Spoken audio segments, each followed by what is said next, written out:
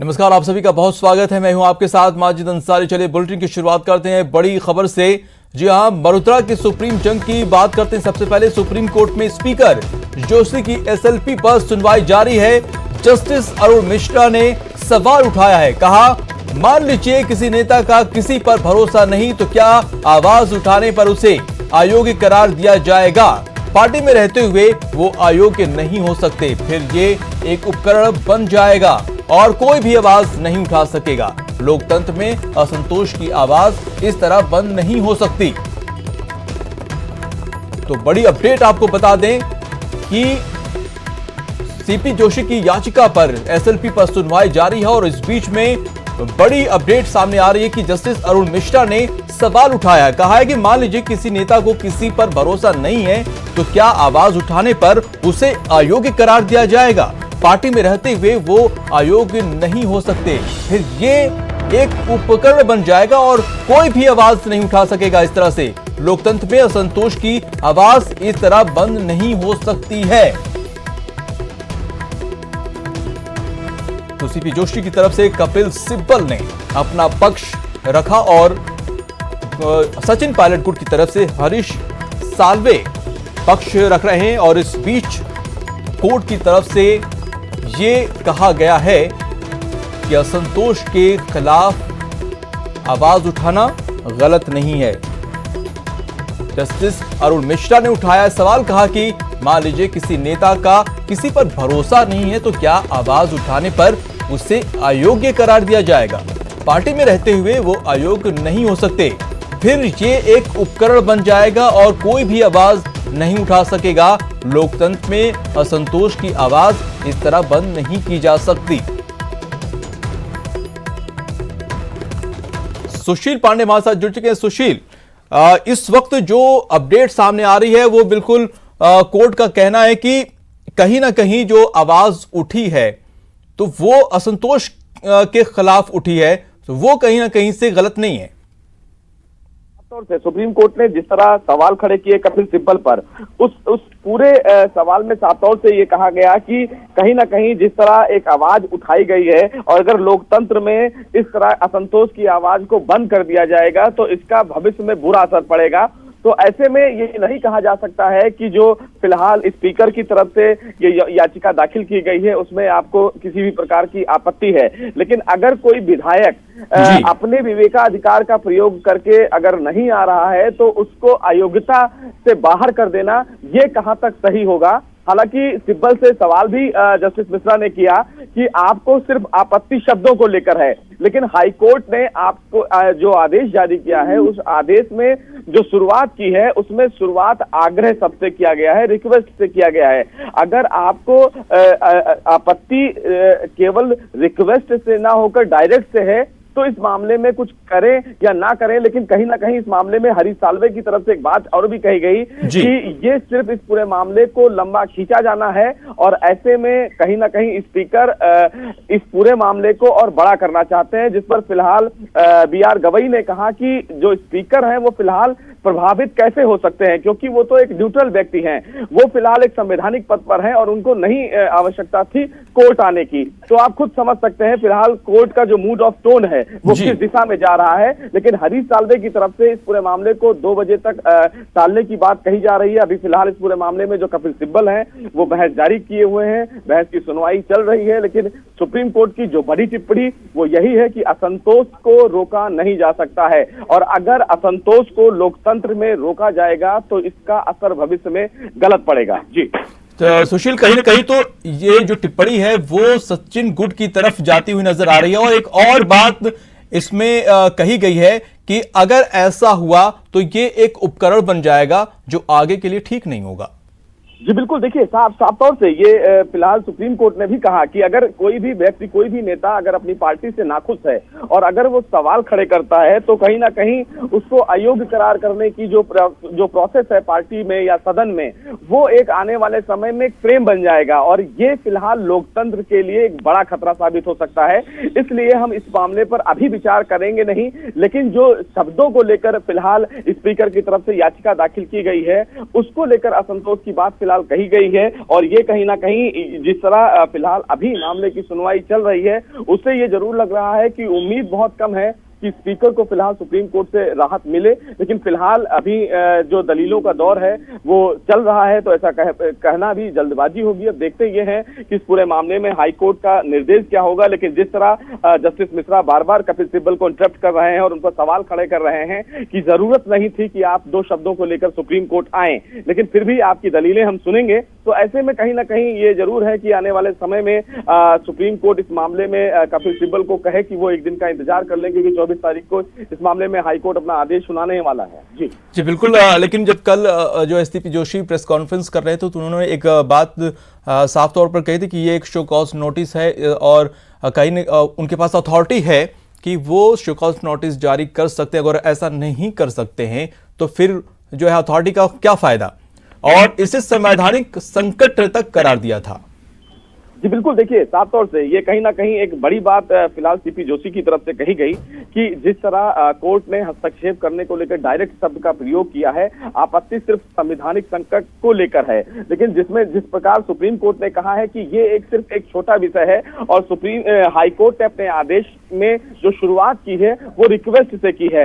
एक दो जगह पर अगर डायरेक्ट शब्द का इस्तेमाल किया गया है तो उसको फिलहाल अपने ऊपर नहीं लेना चाहिए। लेकिन इस बीच जो कपिल सिब्बल हैं वो बार बार ये कह रहे हैं कि हाईकोर्ट आखिर ऐसे आदेश कैसे कर सकता है। लेकिन सुप्रीम कोर्ट ने इस बीच कपिल सिब्बल से भी ये पूछा कि पार्टी के भीतर की लोकतंत्र पर आपकी क्या राय है, पार्टी के अंदर, यानी कि ये एक बड़ी बात सुप्रीम कोर्ट ने पूछी है कि जो पार्टी के अंदर चल रहा है, यानी कि उस पार्टी के अंदर के जो विधायक हैं वो क्यों ऐसा सोच रहे हैं कि उनकी बातों को दबाया जा रहा है।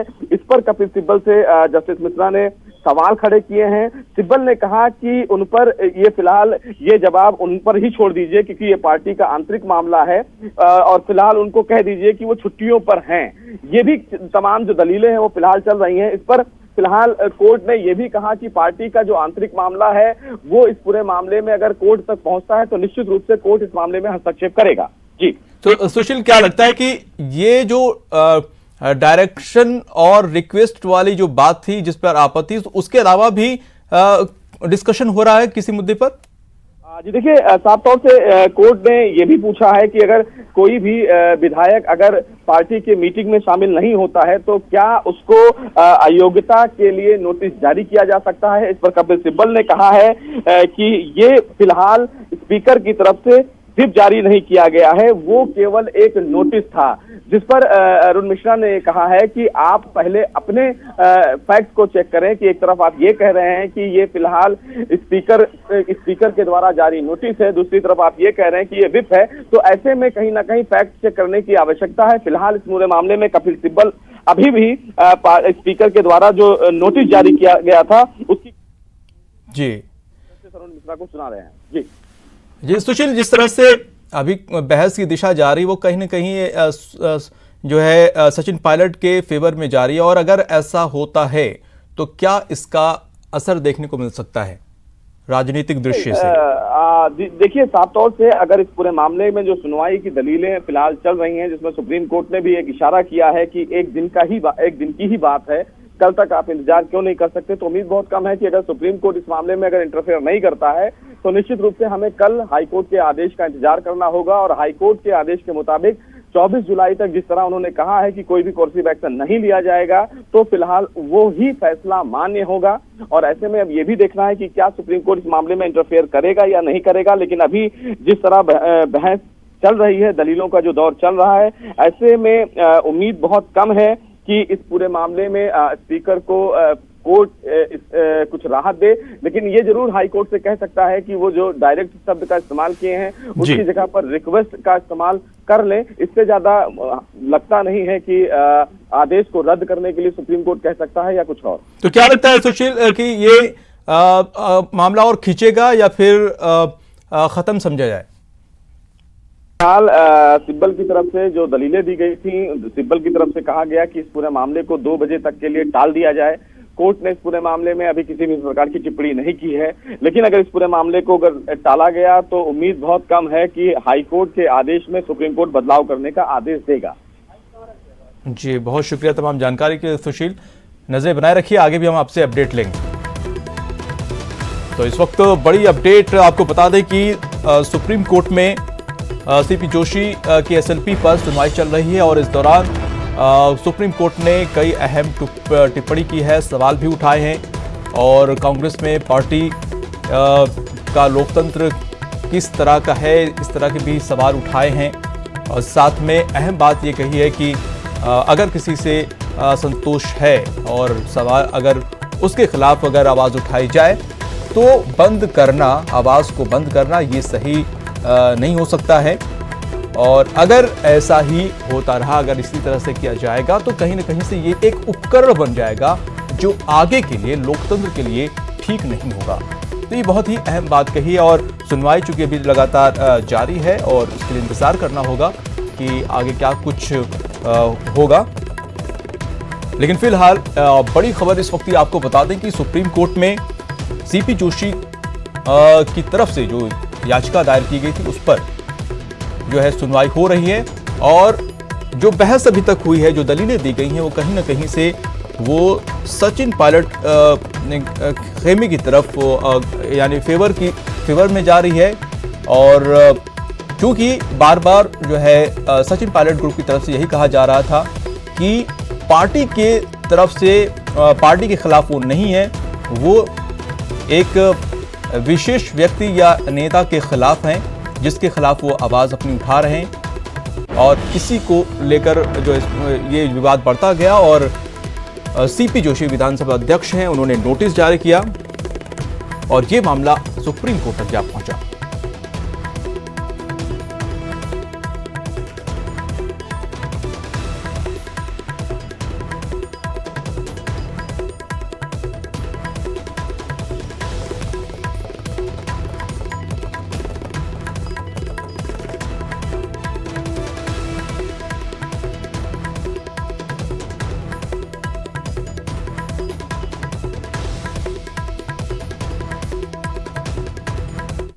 और चलिए अब रुक करते हैं अगली खबर का। जोधपुर के पावटा चौराहे पर हंगामा हुआ है, महिला होमगार्ड के साथ हाथापाई।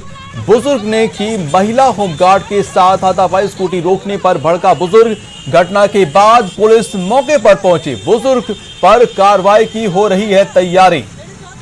तो तस्वीरें आप देख सकते हैं टीवी स्क्रीन पर, जहां पर एक बुजुर्ग भड़क गया, महिला होमगार्ड के साथ हाथापाई की।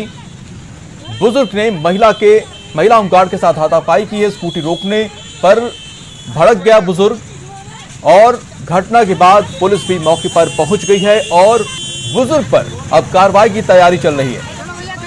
देख सकते हैं किस तरह से एक बुजुर्ग महिला होमगार्ड पर भड़क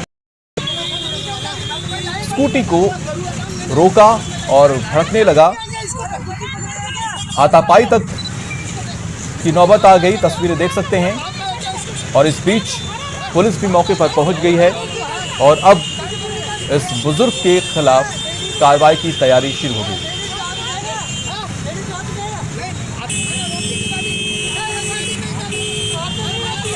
तो जोधपुर के पावटा चौराहे पर ये हंगामे की तस्वीर देख रहे हैं आप। महिला होमगार्ड के साथ हाथापाई करता हुआ एक बुजुर्ग नजर आ रहा है।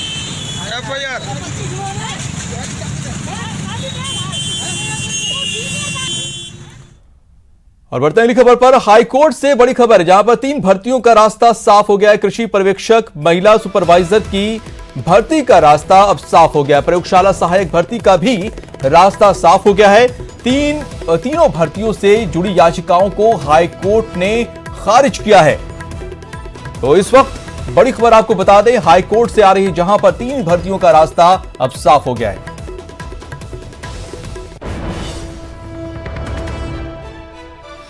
और हमारे साथ जुड़ चुके हैं सचिन कुमार, जुड़ गए हैं। सचिन, क्या है पूरी जानकारी?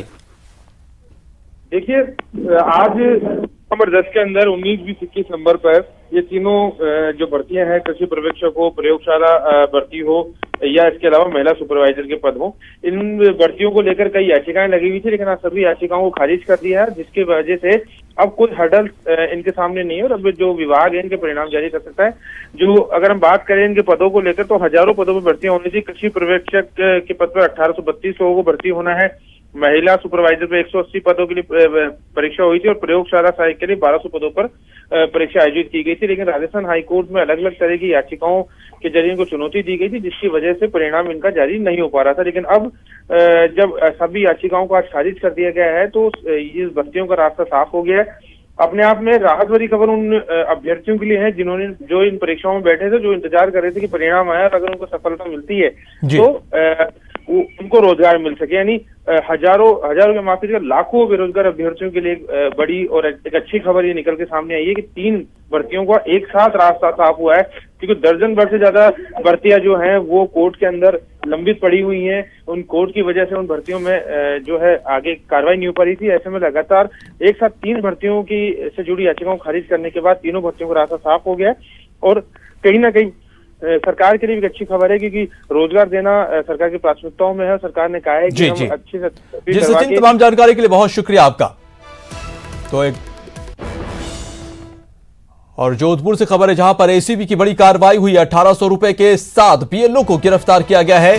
जॉब कार्ड बनाने की एवज में रिश्वत मांगी थी। डीआईजी विष्णुकांत मॉनिटरिंग कर रहे हैं इसकी। तो बड़ी खबर जोधपुर से, जहां पर एसीबी की बड़ी कार्रवाई, 1800 रुपए के साथ बीएलओ को गिरफ्तार किया गया है। जॉब कार्ड बनाने के एवज में रिश्वत मांगी थी। डीआईजी विष्णुकांत इसकी मॉनिटरिंग कर रहे हैं। तो लगातार रिश्वतखोरों पर शिकंजा कसता जा रहा है और 1800 रुपए के साथ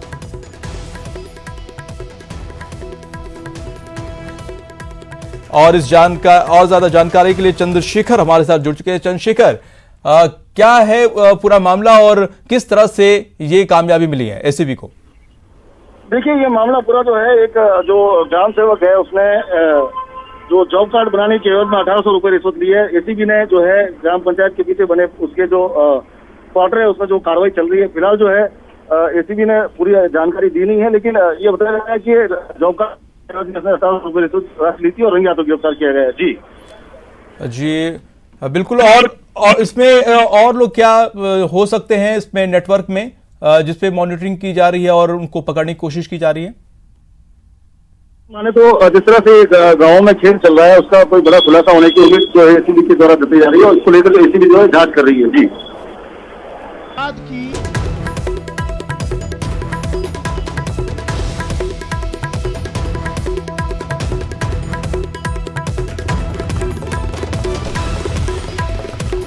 बड़ी खबर, सिब्बल ने हाईकोर्ट की सुनवाई पर रोक की मांग की है। कपिल सिब्बल ने हाईकोर्ट में जो सुनवाई हो रही है उस पर रोक की मांग की है। सुप्रीम कोर्ट ने कहा मामले की गहन सुनवाई की जरूरत।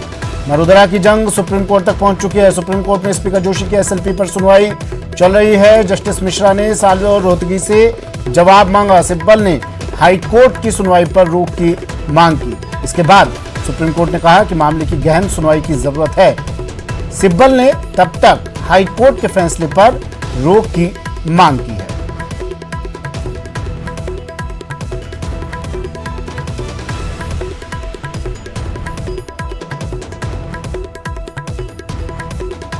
राजस्थान का मामला अब मरुधरा की जंग सुप्रीम कोर्ट तक पहुंच गई है। सुप्रीम कोर्ट ने कहा कि मामले में गहन सुनवाई की जरूरत है, लेकिन कपिल सिब्बल ने कहा कि हाईकोर्ट के फैसले पर तब तक रोक लगाई जाए। बता दें आपको, हाईकोर्ट ने फैसला सुरक्षित रखते हुए कह दिया था कि 24 तारीख तक स्पीकर कोई भी कार्यवाही ना करे विधायकों पर। इसके बाद सीपी जोशी ने सुप्रीम कोर्ट का रुख किया और अब सुप्रीम कोर्ट ने कहा कि मामले में गहन सुनवाई की जरूरत, लेकिन कपिल सिब्बल ने कहा कि हाईकोर्ट के फैसले पर रोक लगाई जाए।